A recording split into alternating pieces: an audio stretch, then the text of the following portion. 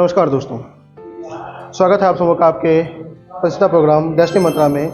मैं हूं अंक ज्योतिष एवं वास्तुशास्त्री नीतीश सिंह। कारवां को आगे बढ़ाते हुए आज हम आ गए हैं एक सैलून के वास्तु दोष को ठीक करने के लिए। अभी जिस जगह पे मैं खड़ा हूं ये राजा बाजार बेली रोड है, खाजपुरा बेसिकली, पिलर नंबर 13। एक जावेद हबीब का सैलून बन रहा है। साउथ फेसिंग ये प्लॉट है। ये बिल्डिंग का भी फेसिंग प्योर 90 डिग्री साउथ है। अब अगर मैं इस जगह के परिदेश को आपको दिखाना चाहूँ तो जो प्योर पार्ट है नॉर्थ का वो टॉयलेट है, जो कि बहुत ही दिनों से काफ़ी पुराना ये बिल्डिंग है और ये टॉयलेट काफ़ी समय से चल रहा है। इसके बाद अगर हम साउथ फेसिंग की बात करें तो एकदम एंट्रेंस के पास एक लिफ्ट है और कुछ कटा हुआ पार्ट है। तो हमारी पहली प्रायोरिटी होती है कि हम जितना चीज़ों को वस्तुतः ठीक कर पाएँ वो ज़्यादा बेस्ट होता है।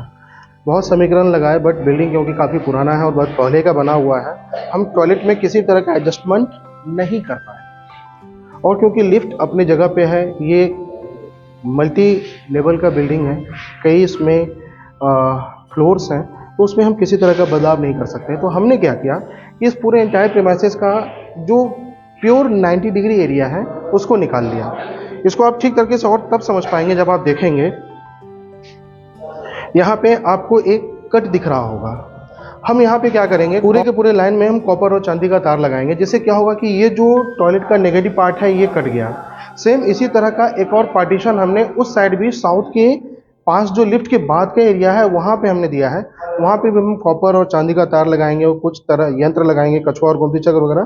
तो हम ये सारी चीज़ें देकर के हम उसको ब्लॉक कर देंगे। मतलब क्या हुआ कि जो नेगेटिव पार्ट है वो एक साइड हो गया और जो pure vastu prone 90 degree zone है वहाँ पे सारा मेन कंस्ट्रक्शन होगा।